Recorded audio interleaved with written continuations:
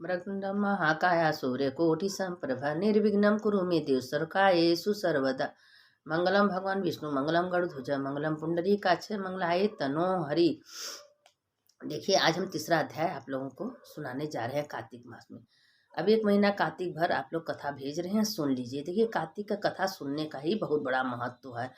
तो इसीलिए कहते हैं कि देखिए, सत्यभामा के बारे में जानिए कि अगले जन्म में कितना दुख सही थी। इस जन्म में, दूसरे जन्म में कृष्ण की पत्नी बनी, राजरानी बनी। तो कथा, पूजा पाठ कुछ व्यर्थ नहीं जाता, अपने कर्मानुसार सब कुछ मिलता है। जैसा हम करेंगे वैसा, अच्छे कर्म का फल अच्छा, बुरे कर्म का फल बुरा। आप अच्छा कर्म कर रही हैं, सबके बारे में अच्छा सोच रही हैं, अच्छा बोल रही हैं, अच्छा काम, तो उसका फल भी अच्छा मिलेगा। बुरा काम कर रही हैं तो बुरा भी फल मिलेगा। तो इसलिए मन से भी, जो जिस चीज़ में हमको दुख है तो उसको हम क्यों करें। मन से भी किसी के बारे में बुरा, देखिए, दुख सुख अच्छा बुरा तो देने वाले भगवान हैं। हम कौन होते हैं किसी को दुख सुख देने वाले। तो हम क्यों अपना मूड खराब करके किसी के बारे में गलत सही बोलें, उल्टा सीधा बोलें। ये लोग तो मनसा करना बचना, मन से किसी का बुरा चाहना, किसी को गाली देना, किसी को शब्द कहना, यही सब है कि मन से सब कुछ नहीं करना चाहिए। तो इसलिए भगवान बताते हैं कि संभर जाओ, मानुष तन बड़े भाग्य से मिला है। 84 लाख बाद मानुष तन मिला है। अब कोई ऐसा मानुष तन में गलती मत करिए कि फिर 84 लाख जून में हमको भटकना पड़े। अभी अब तीसरा अध्याय सुनिए कि सत्यभामा क्या बोली। सत्यभामा बोली, हे प्रभु, आप काल स्वरूप हैं, आपके लिए तो सब समय बराबर है। तब कार्तिक मासों में कैसे श्रेष्ठ माना गया, इसी तरह सब तिथियों में एकादशी सबसे महत्व क्यों है, कि सब व्रतों में एकादशी का महत्व आप सबसे ज्यादा क्यों देते हैं, तथा सब मासों में कार्तिक मास आपको प्रिय क्यों है। देवाधिराज, इसका क्या कारण है, कहिए। श्री कृष्णचंद्र बोले, हे प्रिय, तुमने बहुत ठीक प्रश्न किया है। अगर हम जो बोलते हैं आप लोग को तो समझ में आता ही होगा ना। इस विषय में मैं महाराज बेड़ू के पुत्र पृथु का वृत्तांत कहता हूँ, एकाग्र मन से सुनो। सूर्य समय सुनो, पूर्व समय में एक बार नारद जी से राजा पृथु ने पूछा था और सर्वज्ञ नारद ने कार्तिक मास की महिमा बतलाई थी। देखिए, नारद जी भगवान से पूछ रहे थे तो कार्तिक मास की महिमा भगवान ने बताया। नारद जी ने कहा है कि पूर्व काल में त्रैलोक को मथ डालने से समर्थ शंखासुर नामक समुद्र का पुत्र हुआ। शंखासुर ने अपने पौरुष से स्वर्ग लोक के देवताओं को परास्त कर दिया और इंद्रादि लोकपालों के अधिकार अपने अधीन कर लिया। कल शंखासुर से भयभीत होकर सब देवता अपनी स्त्री और कुटुंब के साथ सुमेरु पर्वत की कंदरा में बहुत काल तक रहे। जब देवता आनंद से सुमेरु पर्वत की गुफा में रहने लगे, तब उस राक्षस ने सोचा कि यद्यपि मैंने समस्त देवताओं को जीत लिया, फिर भी ये लोग बलवान ही दिखाई पड़ते हैं। देखिए, राक्षस हमेशा देवता को परेशान किए हैं। कितनों देवता भागे मारे फिरे हैं, लेकिन राक्षस देवता को कभी छोड़े नहीं हैं। तो बलवान क्यों दिखाई पड़ते हैं, तब कौन उपाय करें। हाँ, अब मुझे ज्ञात हो गया कि देवता वेद मंत्रों से बली हो रहे हैं। यदि उन वेदों को ही हर लिया जाए तो देवता आप ही निर्बल हो जाएंगे। मतलब कि वो वेद से देवता प्रबल है, अगर हम वेद को हर लें तो देवता निर्बल हो जाएंगे। ये शंखासुर राक्षस सोच रहा था। शंखासुर भगवान को सोए हुए देखकर सत्यलोक से वेदों को चुराने गया। जब वह हरण कर रहा था तो उसी समय बीजों के साथ यज्ञ मंत्र उसके डर से जल में छिपे गए।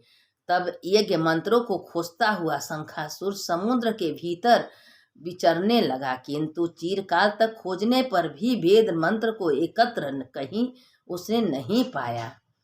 इतना दिन खोजते खोजते भी नहीं पाया, वेद मंत्र एकत्र नहीं उसने नहीं पाया। इधर उधर ब्रह्मा जी से पूछा, तब सामग्री तथा उपहार लेकर समस्त देवता के साथ वैकुंठ में विष्णु भगवान की शरण में गए। विष्णु को जगाने के लिए ब्रह्मा गाने बजाने और धूप गंधादि से पूजन करने लगे। ब्रह्मा की आराधना से प्रसन्न होकर भगवान जाग गए। तब उन देवताओं ने हजारों सूर्य की तरह तेजस्वी विष्णु भगवान के दर्शन किए। तदंतर उन्होंने विधि सामग्री से विष्णु भगवान की पूजा और साष्टांग प्रणाम किया। इससे प्रसन्न होकर विष्णु भगवान बोले, मैं आप सज्जनों के कीर्तन और मंगल गान से अति प्रसन्न हूँ। देखिए, कीर्तन गान, भगवान का नाम कहीं व्यर्थ नहीं जाता। देवता गुफा में जरूर घुसे थे, लेकिन भगवान का मनन कीर्तन कर रहे थे। तुम लोगों प्रसन्न हूँ, तुम लोग अभीष्ट वर मांगो, मैं दूंगा। इस वरदान इस क्वार शुक्ल पक्ष की एकादशी तिथि से हरि प्रबोधनी एकादशी तक जो प्राणी ब्रह्म मुहूर्त में तुम लोगों की भांति कीर्तन तथा मंगल गान करेंगे, वे सब हमारे परम प्रिय होंगे और सदा हमारे समीप निवास करेंगे। जो पाद्य, अर्ध और आचमनी आदि सब सामग्री तुम लोग हमारे लिए एकत्र किए हो, वे सब अगणित गुणवाली होंगी। तुमको तुम्हारे कर्म का फल मिलेगा। देखिए, भगवान देवता से भी कह रहे हैं, क्लेश की बात ज्ञात हो गई, शंखासुर वेदों को हर ले गया। ये सब समय समुद्र में मैं दुष्ट शंखासुर को मारकर उन वेदों को शीघ्र ले आऊंगा। अब से वेद हर साल मंत्र तथा बीजों के साथ कार्तिक से जल में निगम रहा करेगा। मैं आज से जल में रहूंगा और आप लोग भी ऋषियों सहित मेरे साथ आइए। इन दिनों जो प्राणी प्रातः स्नान करेंगे, वह अज्ञात ज्ञात के में किए स्नान के फल के भागी होंगे। हे देवेंद्र, जो कार्तिक व्रत किया करेगा, उसको तुम मेरे लोक में पहुंचा दिया करो। हे देवराज, तुम सदा उन प्राणियों को सब आपत्तियों से बचाना। हे प्रभु, तुम उन्हें पुत्र पौत्रादि संतति देते रहना। देखिए, भगवान कह रहे हैं कि जो कार्तिक में प्रातः गंगा में, जमुना में, तालाब में स्नान करेगा, उसको सब कुछ तुम देते रहना। कार्तिक व्रती हमारा रूप धारण करके जीवन मुक्त हो जाता है। जन्म से मरण प्रयत्न विधि पूर्वक जिसने यह व्रत किया है, वह आप लोगों को भी मान्य है और हमको परम प्रिय है।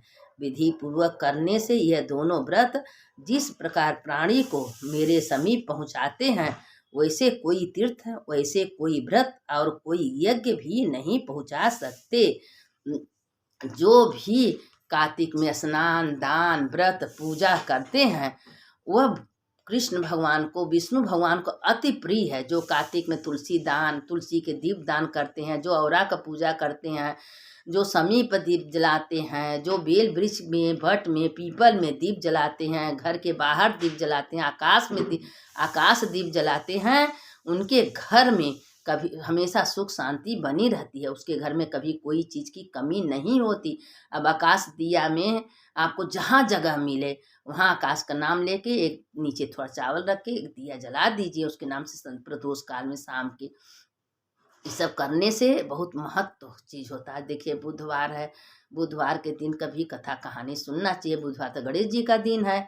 एक बार गणेश जी अपने सूंड निकाल के बैठे थे, तो रास्ते में एक टीना का घी एक ग्वाला लेके जा रहा था दुकान पर देने के लिए। तो गणेश जी पूछे कि भाई, तुम क्या ले जा रहे हो? कहें देसी घी ले जा रहे हैं। कहें थोड़ा सा मेरे सूंड में लगा दो। तो कहें आपके सूंड इतनी लंबी है, लगा देंगे तो मेरा सारा घी खत्म हो जाएगा। तो नहीं लगाया। उसने अपना क्या किया कि दुकान पर चला गया। वहाँ देखा तो पूरा टीना का घी खाली, उसमें कुछ भी नहीं था। अब उसने रोने लगा।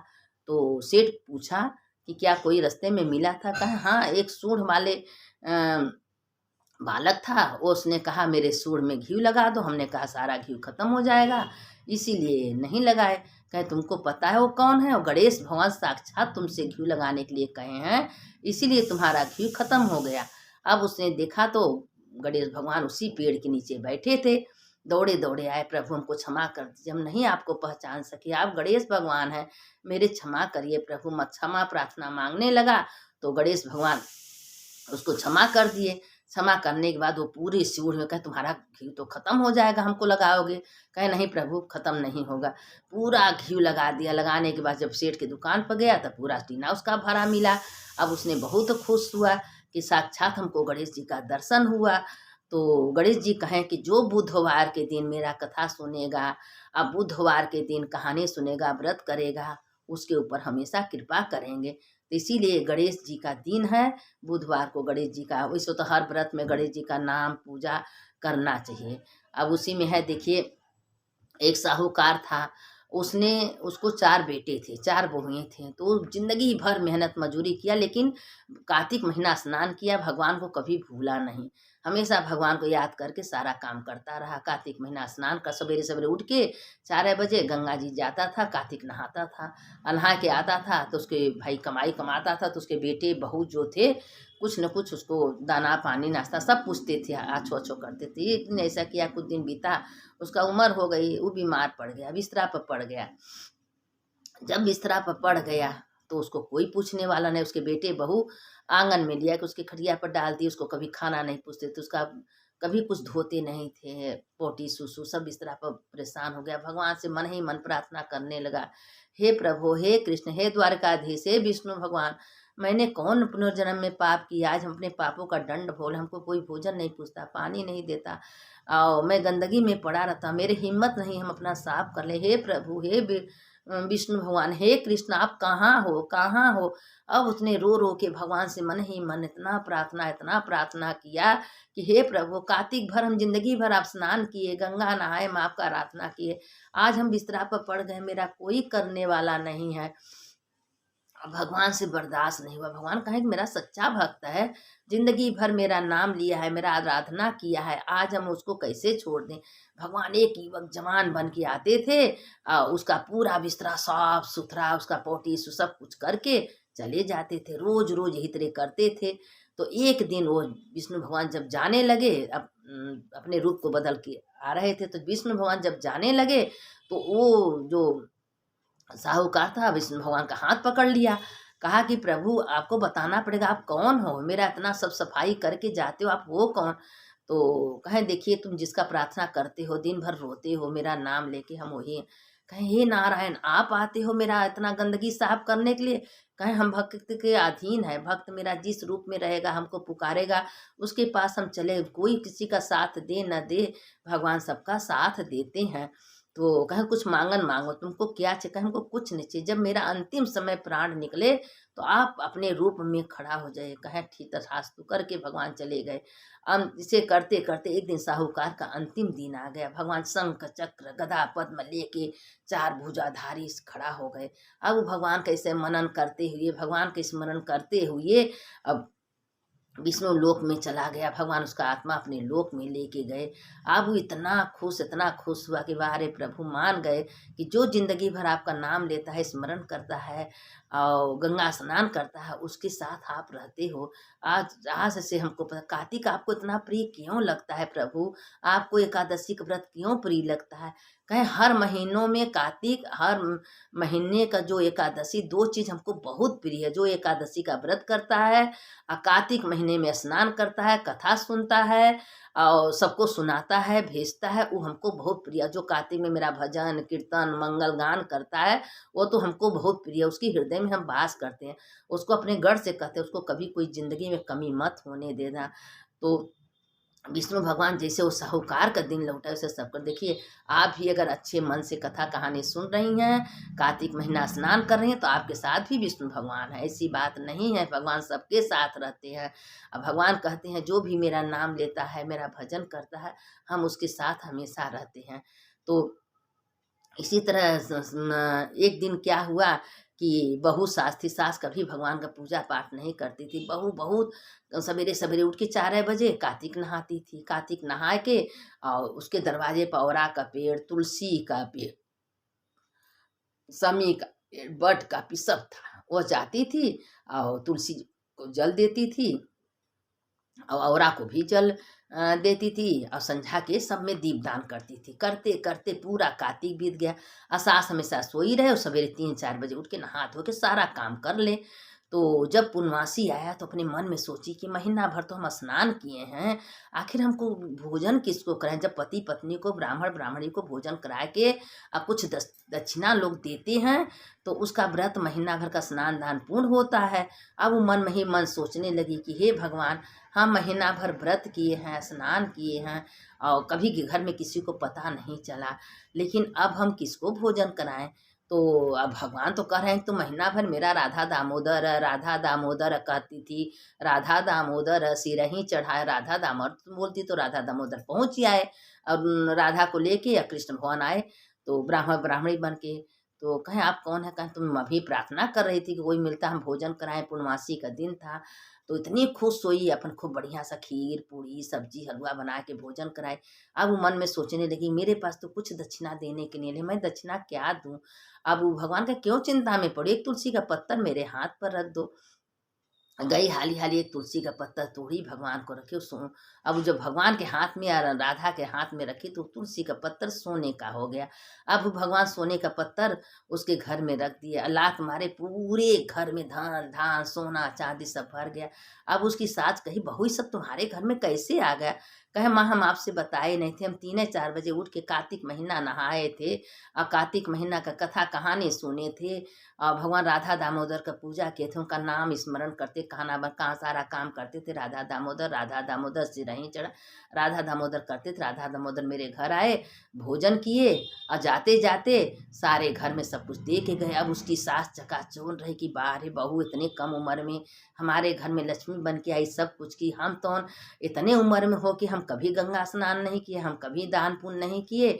अब उसने दिमाग में खुल गया, कहे बहू अगले साल से कार्तिक आएगा तो हम भी कार्तिक नहाएंगे। और नहा के अब सास बहू उठ के 4-3 बजे उठ के कार्तिक महीना नहाने लगी, नहा के जो उसके पास था उसको दान पुण्य करने लगी। अब उसमें राधे दामोदर दम खुश।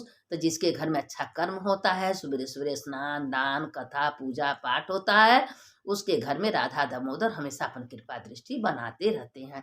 ऐसी बात नहीं है, कोई ज़रूरी नहीं है कि भगवान से मांगना ही चाहिए, अपना कर्म करना चाहिए। आप कर्म करिए, भगवान से कुछ मत मांगे, लेकिन भगवान अंतर्यामी है, सब कुछ देगा। आप सवेरे उठ के 4 बजे स्नान कर रही हैं, कथा सुन रही हैं, कहानी सुन रही हैं, सबको भेज रही हैं, तो क्या भगवान का आप कर्तव्य नहीं देख रहे हैं। भगवान सब कुछ देखते हैं।